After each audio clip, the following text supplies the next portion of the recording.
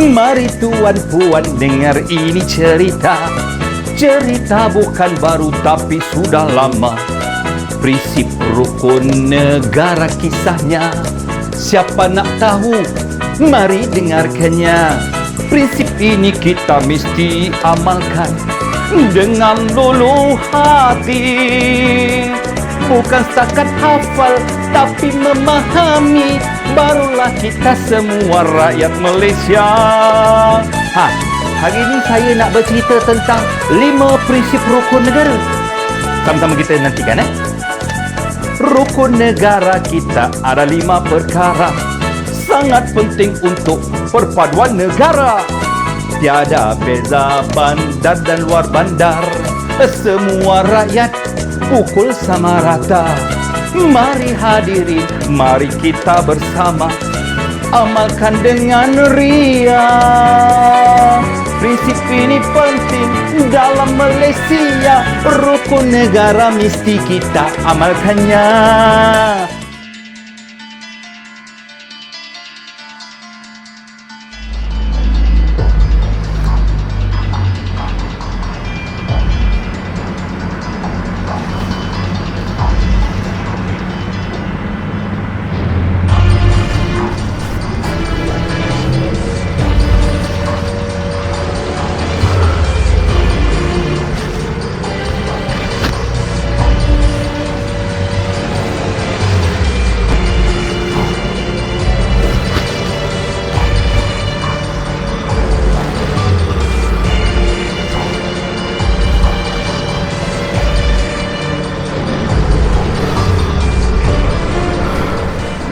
Peristiwa 13 Mei pada tahun 1969 ialah rusuhan kaum yang berlaku dan kemuncak masalah perpaduan di Malaysia.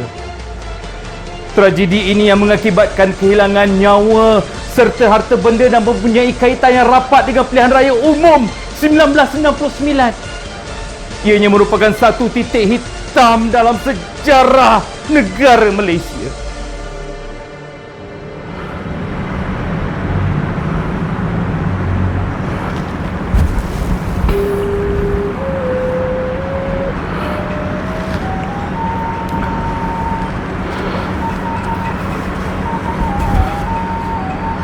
Ekoran tercetusnya tragedi berdarah 13 Mei ini.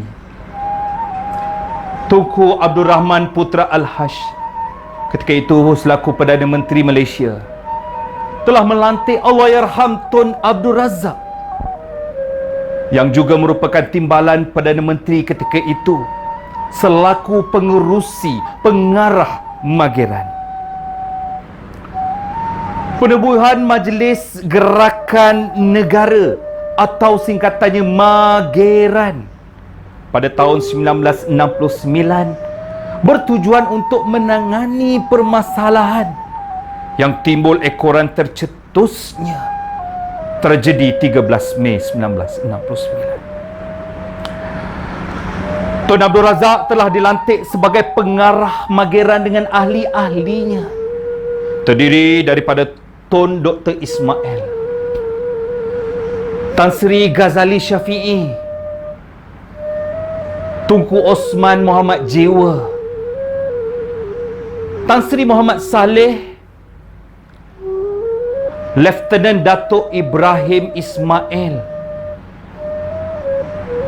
Presiden MCA ketika itu Tun Tan Siew Sin, dan Presiden MIC ketika itu Tun Sambantan.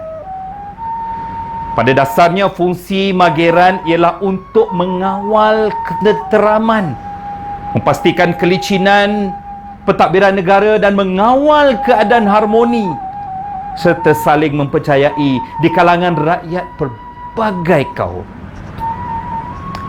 Mageran harus menangani isu-isu pembinaan semula perpaduan masyarakat pada masa itu.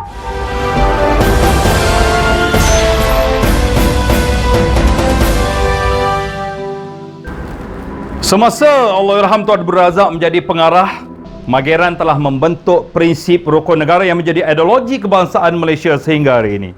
Prinsip rukun negara tercetus Apabila mageran mula bermesyuarat, tenang di jiwa kita. Jika kita semua beragama. Sebab jika kita berpegang kepada agama, sudah tentu mengajar kita sasiah yang terpuji. Kerana tidak ada agama yang mengajar kita berbuat jahat. Maka terciptalah rukun negara yang pertama, kepercayaan kepada Tuhan. Negaraku, tanah tumpahnya negaraku. Rakyat hidup bersatu dan maju. Rahmat bahagia Tuhan kurniakan. Raja kita selamat bertahta. Ya, raja kita, raja kita. Lagu rasmi negeri Perak Allah lanjutkan usia Sultan ini telah dipilih menjadi lagu kebangsaan Persatuan Tanah Melayu oleh Jemaah Hakim yang diketuai oleh Yang Teramat Mulia Tunku Abdul Rahman Putra Al-Haj pada 5 Ogos 1957. Lagu ini telah menjadi inspirasi kepada Allahyarham Tun Abdul Razak bagi prinsip rukun negara yang kedua, kesetiaan kepada raja dan negara. Perlembagaan Malaysia merupakan undang-undang yang tertinggi di negara.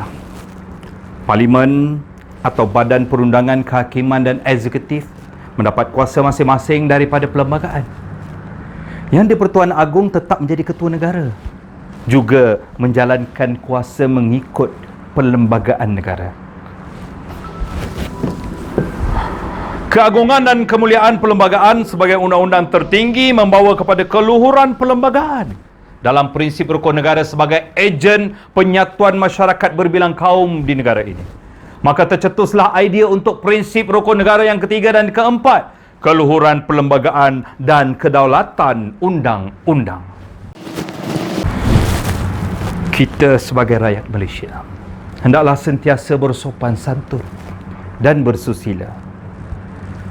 Sifat ini adalah penting dalam konteks perhubungan antara satu sama lain dalam masyarakat berbagai kaum di negara kita.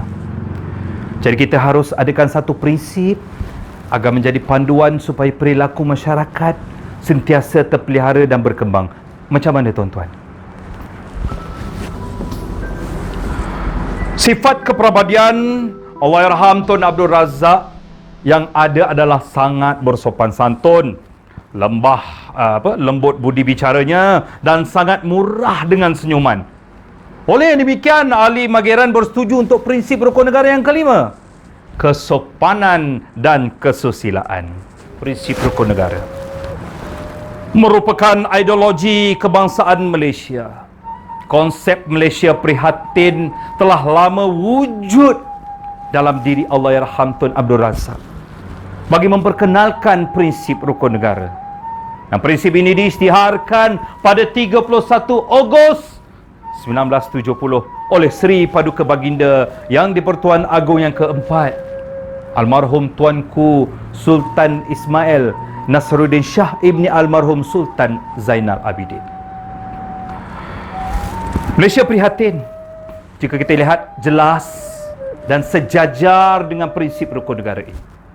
Dengan amalan dan pemahaman prinsip rukun negara oleh pemimpin dan semua rakyat di negara ini, maka tema Malaysia prihatin ini mudah untuk kita fahami, mudah untuk kita jiwai dalam konteks Malaysia hari ini. Prinsip rukun negara sering kita dengar, di mana setiap tahun sambutan Hari Kemerdekaan akan dibacakan ikrar ini.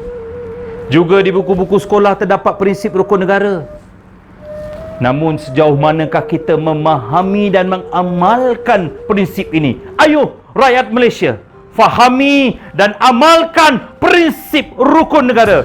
Di mana saja anda berada, marilah kita sama-sama bacakan ikrar keramat ini.